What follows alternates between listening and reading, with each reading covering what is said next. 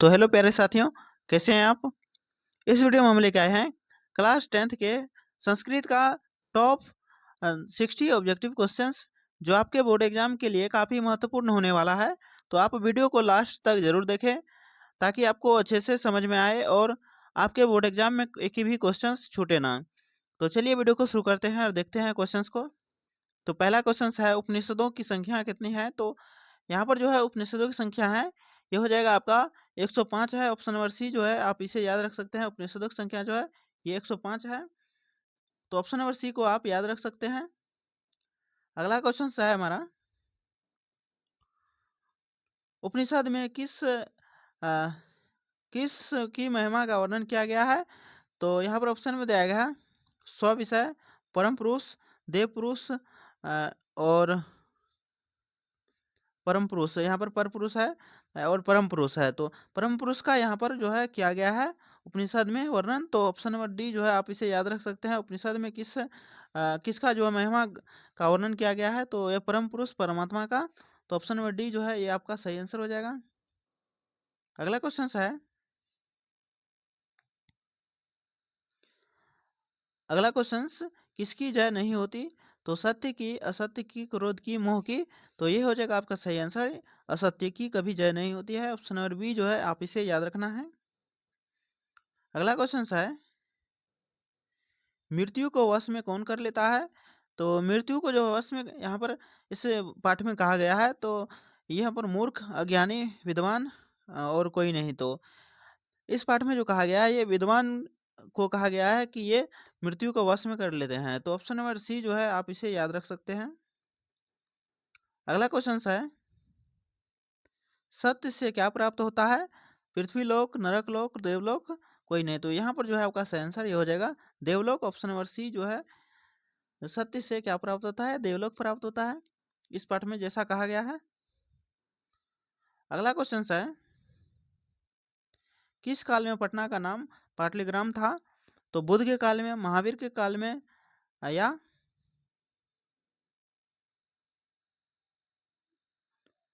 अशोक के काल में? इनमें से कोई नहीं। तो यहाँ पर जो है आपका सही आंसर ये हो जाता है, बुद्ध के काल में जो है पटना का नाम क्या था? पाटलिग्राम था। तो ऑप्शन नंबर जो है ए आपका सही आंसर हो जाता है। इसे आप याद रखेंगे क्योंकि इस प्रकार का क्वेश्चन आपके बोर्ड एग्जाम में काफ़ी बार पूछा जा चुका है। अगला क्वेश्चन है, पटना के किस दिशा में गंगा नदी प्रवाहित होती है? तो दक्षिण में, पूरब में, उत्तर में, पश्चिम में। तो यहाँ पर जो है आपका सही आंसर ये हो जाएगा उत्तर दिशा में। तो ऑप्शन नंबर सी जो है इसे आप याद रखेंगे। पटना के किस दिशा में गंगा नदी बहती है? तो उत्तर की दिशा में। तो ऑप्शन नंबर सी इसे आप याद रखेंगे। अगला क्वेश्चन है, पाटलिपुत्र का नाम बुद्ध के काल में क्या था? तो यह जो है आपका सही आंसर ये हो जाएगा पाटलिग्राम। पाटलिग्राम जो है आपका ऑप्शन नंबर सी में दिया गया है, आप इसे याद रख सकते हैं, ऑप्शन नंबर सी पाटलिग्राम को। अगला क्वेश्चन को देखते हैं। अगला क्वेश्चन है हमारा, सिखों के 10वें गुरु कौन थे? तो यहाँ पर ऑप्शन में दिया गया है गुरु गोविंद सिंह, अर्जुन देव, परमार वंश, गुरु नानक। तो यहाँ पर जो है आपका सही आंसर ये हो जाता है गुरु गोविंद सिंह। गुरु नानक जो थे पहले सिख धर्म के पहले गुरु थे और 10वें जो थे ये गुरु गोविंद सिंह थे। तो ऑप्शन नंबर ए जो है इसे आप याद रख सकते हैं। अगला क्वेश्चन है, चंद्रगुप्त किस वंश का संस्थापक था? तो मौर्य वंश, मुगल वंश, परमार वंश और कोई नहीं। तो यहाँ पर जो है आपका सही आंसर चंद्रगुप्त जो थे ये थे मौर्य वंश के संस्थापक। तो ऑप्शन नंबर ए जो है ये आपका सही आंसर हो जाता है। ऑप्शन नंबर ए को जो है आप याद रखेंगे। अगला क्वेश्चन है, वीरेश्वर का नाम का मंत्री कहाँ रहता था? वीरेश्वर नाम का जो मंत्री था कहाँ रहता था? यहाँ पर ऑप्शन में दिया गया है पाटलिपुत्र में, मिथिला में, जनकपुर में, अयोध्या में। तो कहाँ रहते थे? तो ये रहते थे मिथिला में। आपका ऑप्शन नंबर जो है बी, इसे आप याद रख सकते हैं। अगला क्वेश्चन को देखते हैं। अगला क्वेश्चन है हमारा, मनुष्य को कौन नष्ट कर देता है? तो धन, धर्म, आलस, कोई नहीं। तो यहाँ पर जो मनुष्य को नष्ट कर देता है ये होता है आपका आलस, जो मनुष्य को नष्ट कर देता है। ऑप्शन नंबर सी से आप याद रखेंगे। अगला क्वेश्चन है, मिथिला का मंत्री कौन था? तो बुद्धिवीर, कर्मवीर, धर्मवीर, वीरेश्वर। तो यहाँ पर आपका सही जो आंसर होता है ये हो जाता है वीरेश्वर। ऑप्शन नंबर डी जो है आप इसे याद रखेंगे, वीरेश्वर। मिथिला का मंत्री कौन था? तो वीरेश्वर था। अगला क्वेश्चन है, आलस कथा पाठ कहाँ से संकलित है? तो अग्निपुराण और पुरुष परीक्षा, रामायण, महाभारत। तो ये जो है कहाँ से है? तो इसका जो सही आंसर हो जाएगा आपका ये हो जाएगा पुरुष परीक्षा से लिया गया है। तो ऑप्शन नंबर बी जो है आप इसे याद रखेंगे। आलस कथा पाठ कहाँ से संकलित है? तो ये पुरुष परीक्षा से है।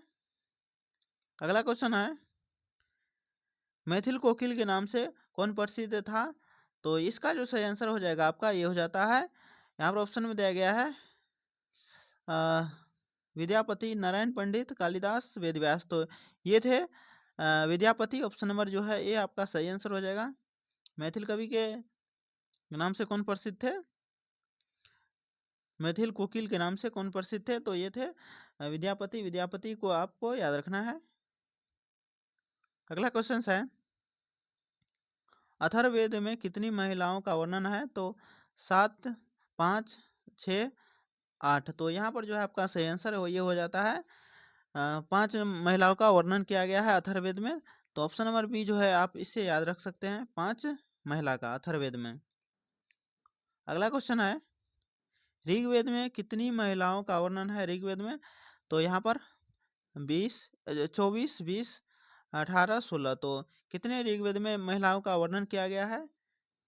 तो यहाँ पर जो है आपका सही आंसर होता है ये हो जाता है 24 महिलाओं का वर्णन किया गया है ऋग्वेद में। तो आपको ऑप्शन नंबर ए 24 इसे याद रखना है ऋग्वेद में बात करें तो। अगला क्वेश्चन है, लौकिक संस्कृत साहित्य में 40 कवियत्रियों में प्रथम कल्पा कौन थी? तो सरस्वती, विजयंका, गार्गी, मैत्रेयी। तो इसका जो सही आंसर हो जाएगा ये हो जाएगा आपका विजयंका। विजयंका जो है आपका ऑप्शन नंबर बी में दिया गया है, इसे आप याद रखेंगे ऑप्शन नंबर बी। लौकिक संस्कृत साहित्य में 40 कवित्रों में प्रथम कल्पा कौन थे? तो यहाँ पर आपका ऑप्शन जो होता है ये हो जाता है विजयंका। तो विजयंका को आपको याद रखना है क्योंकि इस प्रकार का क्वेश्चन आपके बोर्ड एग्जाम में पूछा जाता है संस्कृत में। तो अगला क्वेश्चन है, शंकर चित्रम की रचना किसने की? तो यहाँ पर ऑप्शन में दिया गया पुष्पा दीक्षित, तिरुमलांबा और गंगा देवी, पंडित छमाराव। तो यहाँ पर जो है आपका सही आंसर ये हो जाता है 19 का पंडित छमाराव। तो इसे आप याद रख सकते हैं ऑप्शन नंबर डी को। तो यहाँ पर जो है शंकर चरित्रम की रचना किसने किया है? तो पंडित छमाराव ने किया था। अगला क्वेश्चन है, आधुनिक संस्कृत साहित्य लेखिका में कौन प्रसिद्ध है? तो पंडित छमाराव, उर्मिला देवी, शांति देवी, गंगा देवी। तो यहाँ पर जो है आपका सही आंसर ये हो जाता है 20 का पंडित छमाराव। तो ऑप्शन नंबर जो है ए इसे आप याद रख सकते हैं। अगला क्वेश्चन को देखते हैं। अगला क्वेश्चन है, भारतीयों में संस्कार से किसका निर्माण संस्कार का निर्माण किससे होता है? संस्कार से किसका निर्माण होता है? संस्कार से किसका निर्माण होता है? यहाँ पर जो है कुछ मिसिंग है। तो यहाँ पर जो है आपका सही आंसर ये हो जाएगा व्यक्तित्व का। ऑप्शन नंबर बी जो है ये आपका सही आंसर हो जाता है। तो आपका 21 का हो जाएगा सही आंसर ऑप्शन नंबर बी, व्यक्तित्व का निर्माण होता है संस्कार से। अगला क्वेश्चन है, संस्कारों का मौलिक अर्थ क्या है? तो समारोह आयोजन, लोगों का सम्मिलन और दोष दूर होते हैं और गुणों का निर्माण होता है और दान धर्म होता है। संस्कारों का मौलिक अर्थ क्या है? तो ये हो जाता है आपका सही आंसर 22 का। ये हो जाता है दोष दूर होते हैं और जो है गुणों का निर्माण होता है। ऑप्शन नंबर जो है सी इसे आप याद रख सकते हैं। अगला क्वेश्चन है, बचपन में कितने संस्कार है? बचपन में कितने संस्कार होते हैं? तो यहाँ पर 2, 4, 5, 6। तो कितने संस्कार होते हैं बचपन में? ये होते हैं 6। ऑप्शन नंबर डी आप इसे याद रखेंगे बचपन में कितने संस्कार होते हैं? तो 6 संस्कार होते हैं। अगला क्वेश्चन है शिक्षा संबंधित कितने संस्कार है? तो यहाँ पर ऑप्शन में देगा 2, 3, उसके बाद 5, 6। तो यहाँ पर जो है आपका सही आंसर ये हो जाता है 5। ऑप्शन नंबर जो है सी, इसे आप याद रख सकते हैं। ऑप्शन नंबर सी इसका सही आंसर हो जाएगा। शिक्षा संबंधित कितने संस्कार होते हैं? तो ये होते हैं 5 संस्कार। अगला क्वेश्चन है भारतीय संस्कार कितने हैं? तो भारतीय जो संस्कार होते हैं कितने होते हैं? तो यहाँ पर जो है आपका सही आंसर ये हो जाएगा 16। तो ऑप्शन नंबर डी इसे आप याद रख सकते हैं। भारतीय संस्कार कितने होते हैं? तो 16 होते हैं। अगला क्वेश्चन है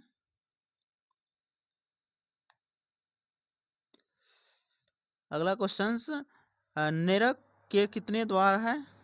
नरक के कितने द्वार है? तो 1, 2, 3, 4। तो कितने हैं? तो आपका सही जो आंसर है ये हो जाएगा 3 द्वार। तो आप इसे याद रख सकते हैं 26 का ऑप्शन नंबर सी जो है ये आपका सही आंसर हो जाता है। काम, क्रोध और लोभ। अगला क्वेश्चन है किसके प्रश्न का उत्तर विदुर देते हैं? तो दुशासन का, कृष्ण का, अर्जुन का और धृतराष्ट्र का। तो यहाँ पर जो है आपका सही आंसर ये हो जाएगा धृतराष्ट्र का। ऑप्शन नंबर डी जो है ये आपका सही आंसर हो जाता है। अगला क्वेश्चन है प्रश्नोत्तर रूप में कौन ग्रंथ है? तो यहाँ पर ऑप्शन में दिया गया है मनुस्मृति, मेघदूत, रामायण, विदुर नीति। तो ये हो जाएगा आपका सही आंसर ये हो जाएगा विदुर नीति जो है ये प्रश्नोत्तर रूप में है। तो ऑप्शन नंबर डी में आप इसको याद रख सकते हैं। अगला क्वेश्चन है विदुर नीति से संकलित पाठ का नाम क्या है? तो यहाँ पर ऑप्शन में दिया गया है नीति श्लोक और भारत महिमा, मंगलम, मंदाकिनी वर्णनम। तो इसका जो सही आंसर होगा ये आपका ये हो जाएगा नीति श्लोका। नीति श्लोका आपका ऑप्शन नंबर जो है ए में दिया गया है, आप इसे याद रखेंगे। विदुर नीति से संकलित कौन सा पाठ है? तो नीति श्लोका है। इस प्रकार का क्वेश्चन आपके बोर्ड एग्जाम में भी काफी बार पूछा जा चुका है। अगला क्वेश्चन है नीति श्लोक के रचनाकार कौन है? तो नीति श्लोका के जो है रचनाकार कौन है? तो ऑप्शन में दिया गया है यहाँ पर महात्मा विदुर, महात्मा वाल्मीकि, महर्षि वेदव्यास, कालिदास। तो यहाँ पर जो आपका सही आंसर हो जाता है ये हो जाता है ऑप्शन नंबर ए। महात्मा विदुर जो थे वही थे इस पाठ के लेखक यानी नीति श्लोका के लेखक। अगला क्वेश्चन है भिखन टोला देखने कौन आए थे? तो कौन आए? शिक्षक, राजनेता, छात्र, धार्मिक नेता। तो यहाँ आपका जैसे आपका सही जो आंसर हो जाएगा ये हो जाएगा आपका शिक्षक। ऑप्शन नंबर ए जो है ये सही आंसर हो जाएगा आपका। यहाँ पर जो है भिखन टोला कौन देखने आया था? तो ये शिक्षक आए थे। अगला क्वेश्चन है भिखन टोला किस प्रांत में है? तो बिहार, उत्तर प्रदेश, मध्य प्रदेश, राजस्थान। तो किस प्रांत में है? तो आपका जो सही आंसर हो जाएगा आपका 32 का ये हो जाएगा बिहार प्रांत में है। तो ऑप्शन नंबर ए में आपको जो है इसे याद रखना है। अगला क्वेश्चन है कर्मवीर राम प्रवेश राम ने कर्मवीर जो है राम प्रवेश राम किसने ने कहा उन्नत स्थान पाया? तो कहाँ पर पाया? तो यहाँ पर ऑप्शन में दिया गया है घर में, केंद्रीय लोक सेवा परीक्षा में, गांव में, स्कूल में। तो यहाँ पर जो है आपका सही आंसर ये हो जाएगा केंद्रीय लोक सेवा में, सेवा परीक्षा में। तो ये इसमें जो है इन्होंने कर्मवीर जो राम प्रवेश राम थे उन्होंने उन्नत पाया। तो ऑप्शन नंबर जो है भी इसे आप याद रखेंगे। अगला क्वेश्चन है किसके अथार्थ भाव में भी राम प्रवेश राम ने महाविद्यालय में प्रवेश लिया? किसके यथार्थ भाव में जो है राम प्रवेश राम ने महाविद्यालय में प्रवेश लिया था या प्रवेश पाया? तो माता के पिता के स्वयं के शिक्षक के। तो आपका जो सही आंसर होगा ये हो जाएगा पिता के। ऑप्शन नंबर जो है बी इसे आप याद रख सकते हैं 34 का आपका ऑप्शन नंबर बी सही आंसर हो जाएगा। अगला क्वेश्चन है शिक्षक ने किसे पढ़ाना आरंभ किया? तो बालक को, बालिका को, महिला को, राम प्रवेश राम को। तो ऑप्शन नंबर डी जो है आपका सही आंसर हो जाता है राम प्रवेश राम को। तो आपका ऑप्शन नंबर जो है डी इसे आप याद रखना है। अगला क्वेश्चन को देखते हैं। अगला क्वेश्चन है आर्य समाज के संस्थापक कौन थे? तो यहाँ पर ऑप्शन में दिया गया स्वामी विवेकानंद, स्वामी सरस्वत्यानंद और स्वामी रामतीर्थ स्वामी दयानंद। तो यहाँ पर जो है आपका सही आंसर ये हो जाएगा स्वामी दयानंद। स्वामी दयानंद जो है आपका ऑप्शन नंबर डी में दिया गया है, आप इसे याद रख सकते हैं। ऑप्शन नंबर डी आपका सही आंसर हो जाता है। अगला क्वेश्चन है,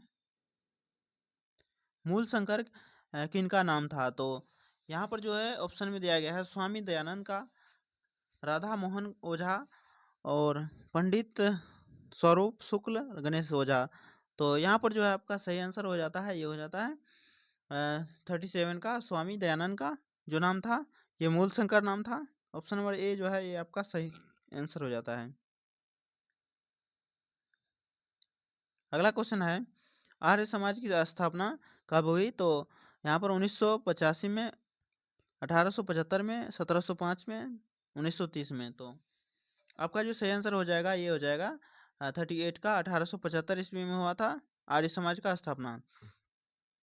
आर्य समाज की स्थापना जो हुई थी 1875 ईस्वी में। तो ऑप्शन नंबर जो है बी, इसे आप याद रखेंगे। अगला क्वेश्चन है, स्वामी दयानंद का जन्म किस ग्राम में हुआ था?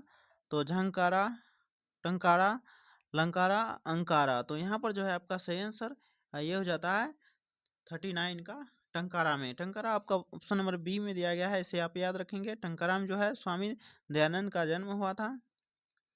अगला क्वेश्चन है, आर्य समाज की स्थापना किस नगर में हुई? तो बेंगलोर में, मद्रास में, मुंबई में, पटना में। तो आर्य समाज की स्थापना जो है किस नगर में हुई? तो ये हो जाएगा आपका सही आंसर, ये हो जाएगा मुंबई। ऑप्शन नंबर सी जो है इसे आप याद रखेंगे। आर्य समाज की स्थापना किस नगर में हुई? तो मुंबई में हुई। अगला क्वेश्चन है, मंदाकिनी नदी किस पर्वत के निकट प्रवाहित होती है? तो यहाँ पर जो है ऑप्शन में दिया गया है चित्रकूट, हिमालय, भंडार और पारसनाथ। तो यहाँ पर जो है आपका सही आंसर 41 का ये हो जाता है चित्रकूट। तो अब आपको जो है ऑप्शन नंबर ए से आप याद रखना है, चित्रकूट। अगला क्वेश्चन को देखते हैं। अगला क्वेश्चन है, रघुवंश काव्य की रचना किसने की है? रघुवंश काव्य की रचना किसने की है? तो महात्मा विदुर ने, महर्षि वाल्मीकि ने, महर्षि वेदव्यास ने, कालिदास ने। तो यहाँ पर जो है आपका सही आंसर ये हो जाता है कालिदास ने किया है। तो ऑप्शन नंबर डी जो है ये आपका सही आंसर हो जाता है, कालिदास। अगला क्वेश्चन को देखते हैं। अगला क्वेश्चन है, अयोध्या कांड किस ग्रंथ का भाग है? तो अयोध्या कांड जो है किस ग्रंथ का भाग है? तो रामायण का, महाभारत का, रघुवंश का, भगवत गीता का। तो यहाँ पर जो है आपका सही आंसर ये हो जाता है रामायण का जो है, अयोध्या कांड जो है रामायण का ग्रंथ का भाग जो है। तो ऑप्शन नंबर ए इसे आप याद रखेंगे। अगला क्वेश्चन है, रामायण पाठ के रचनाकार कौन है? तो ऑप्शन में दिया गया है सूरदास, वाल्मीकि, वेदव्यास, कालिदास। तो कौन है? तो इसका जो सही आंसर हो जाता है आपका ये होता है वाल्मीकि जी का। तो ऑप्शन नंबर बी इसे आप याद रखेंगे। अगला क्वेश्चन है, आर्य समाज के संस्थापक कौन थे? तो यहाँ पर ऑप्शन में दिया गया है स्वामी विवेकानंद, स्वामी सरस्वत्यानंद, स्वामी रामतीर्थ, स्वामी दयानंद। तो यहाँ पर जो है आपका सही जो आंसर हो जाएगा 45 का ये हो जाएगा स्वामी दयानंद। आप इसे याद रख सकते हैं। अगला क्वेश्चन है, पथिक किसके द्वारा मारा गया और खाया गया? तो बूढ़े बाघ के द्वारा, या ऑप्शन नंबर जो है इसका आगे है भेड़िया के द्वारा, बाघ के द्वारा और सिंह के द्वारा। तो ये जो है आपका सही आंसर ये हो जाएगा 46 का, बाघ के द्वारा, बूढ़े बाघ के द्वारा खाया गया। तो पथिक जो है किसके द्वारा मारा गया या खाया गया? तो बूढ़े बाघ के द्वारा। तो ऑप्शन नंबर ए इसे आप याद रखेंगे। अगला क्वेश्चन है, कौन स्नान किए हुए हाथ में कुश लिए तालाब के किनारे बोल रहा था? तो व्याघ्र, या भालू, बंदर, मनुष्य। तो इसका जो सही आंसर होगा ये हो जाएगा 47 का, व्याघ्र के द्वारा जो है ये व्याघ्र जो थे कुछ लिए तालाब में के किनारे जो है यहाँ पर बोल रहा था। तो ऑप्शन नंबर जो है ए आपका सही आंसर हो जाता है। व्याघ्र। अगला क्वेश्चन है कुत्र तव कंडकनम, तो यह किसने कहा है? किसने कहा है? तो सिंह ने, बाघ ने, पथिक ने, बूढ़े बाघ ने। तो यहाँ पर जो है आपका सही आंसर ये हो जाता है 48 का बूढ़े बाघ ने कहा है। तो ऑप्शन नंबर डी इसे आप याद रखेंगे। अगला क्वेश्चन है व्याघ्र पथिक कथा हितोपदेश के किस खंड से लिया गया है? तो यहाँ पर ऑप्शन में दिया गया है मित्र लाभ खंड, शत्रु लाभ खंड, अपरिचित खंड, मनुष्य लाभ। तो इसका जो सही आंसर हो जाएगा आपका ये हो जाएगा मित्र लाभ से लिया गया है। तो ऑप्शन नंबर जो है ए इसे आप याद रखेंगे। अगला क्वेश्चन है व्याघ्र पथिक कथा के रचनाकार कौन है? तो ऑप्शन में दिया गया है नारायण पंडित, विष्णु शर्मा, रामचंद्र ओझा और भर्तहरि। तो यहाँ पर जो है आपका सही आंसर ये हो जाता है 50 का नारायण पंडित। तो आपको ऑप्शन नंबर ए इसे आप याद रखना है। अगला क्वेश्चन है कर्ण के कर्ण किसके पक्ष से युद्ध लड़ रहा था? तो किसके पक्ष से था? तो कौरव, पांडव, राम, हनुमान। तो यहाँ पर जो है आपका आंसर ये हो जाता है कौरव के पक्ष से। तो ऑप्शन नंबर ए इसे आप याद रखेंगे। अगला क्वेश्चन है भास के कितने नाटक है? तो ऑप्शन में दिया गया है 10, 13, 15, 11। तो सही जो आंसर होगा आपका ये हो जाएगा 13। तो 13 आपका ऑप्शन नंबर जो है बी इसे आप याद रखना है। अगला क्वेश्चन है सूर्यपुत्र कौन था? तो भीम, अर्जुन, कर्ण, युधिष्ठिर। सूर्यपुत्र कौन था? तो ये था कर्ण। तो कर्ण आपका ऑप्शन नंबर जो है सी में दिया गया है, इसे आप याद रखेंगे। अगला क्वेश्चन है महतरम भिक्षाम याचे ऐसा किसने कहा? तो शक्र ने, कर्ण ने, शाल्य ने, कृष्ण ने। तो इसने ऐसा जो है किसने कहा है? तो शक्र, ये यानी कि इंद्र ने कहा था कर्ण से। तो महतरा भिक्षा याचे, तो आपका ऑप्शन नंबर ए जो है ये शक्र, ऑप्शन नंबर ए सही आंसर हो जाएगा।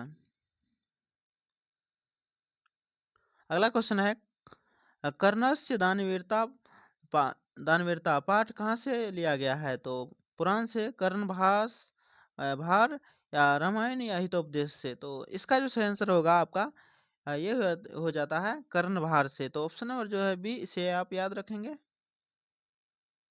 अगला क्वेश्चन है अशांति मानवता का क्या कर रही है? तो उन्नति, विनाश, ऊपर, नीचे। तो यहाँ पर जो है आपका सही आंसर ये हो जाता है 56 का विनाश करती है। तो ऑप्शन नंबर जो है बी से आप याद रख सकते हैं। अशांति जो है मानवता का क्या करते हैं? तो विनाश करती है। अगला क्वेश्चन है असहिष्णुता कौन पैदा करता है? तो यहाँ पर जो है आपका ऑप्शन दिया गया है स्वार्थ, परमान परमानर्थ और द्वेष, प्रसन्नता। तो जो सही आंसर हो जाएगा आपका 57 का ये हो जाएगा द्वेष। आपको द्वेष इसे याद रखना है क्योंकि जो यह सहिष्णुता को कौन पैदा करता है? तो ये द्वेष पैदा करता है। तो ऑप्शन नंबर सी इसे आप याद रखना है।